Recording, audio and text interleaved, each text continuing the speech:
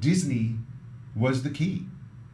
Disney was the key, and the story is told beautifully. And from the diagnosis and the regression to his first glimpse that there might be a way in to his son. And the wonderful thing is that he found a way. They found a way into their son. In the review, they talk about. I'm just going to read some excerpts from the review, and then I want to talk a little bit about it.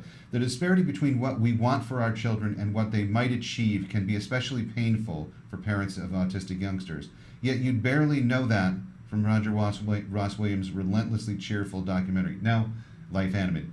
Now, I thought some of the movie was cheerful, but to see parents going through what Ron and his wife are going through, that is obviously this writer is missing something in what she saw, because what I saw were two people on an island, completely unable to motivate their lives until they were able to communicate with their son. So I don't know what the writer missed in that, but not that there aren't some misty moments, as the writer and journalist Ron Suskind and his wife Cornelia recall how their son Owen suddenly became silent at the age of 3. It's like we were looking for. Okay, so I'm going to skip. Consequently, as Owen consistently is more daring than his director, acquires a girlfriend in an assisted living apartment, all very inspiring stuff to watch. Mr. Williams' decision to prioritize his subject's point of view feels frustratingly restrictive. Belaboring the cartoon connection, the director leaves the family family struggles that enrich Mr. Suskind's 2014 book. Only when we listen to Walt Suskind, Owen's devoted older brother, contemplate the burden that lies ahead, does the film crack its upbeat veneer and expose a much-needed nerve.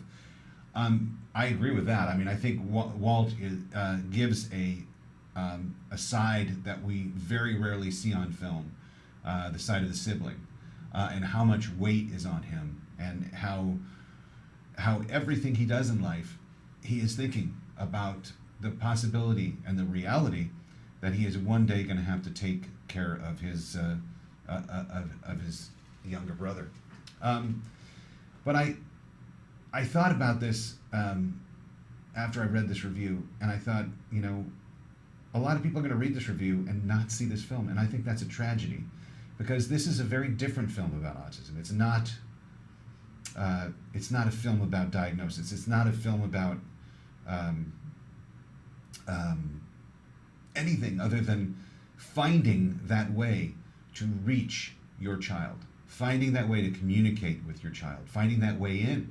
And that is gold, and we should all watch that. I think society should watch that, because we need to find a way into our children's lives. They don't need to find a way into our lives. We need to find a way into their lives.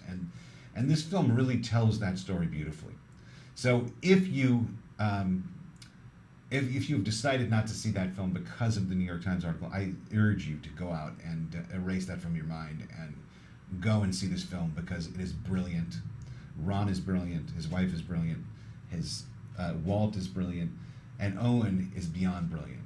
And they're an inspirational family to watch. And I tell you, I give it a 10. The film is a 10. It's a very touching, wonderful documentary that I think you all should go see. And let's all hope that we can all find the key to some of these doors, because that's what we need. That's what we need.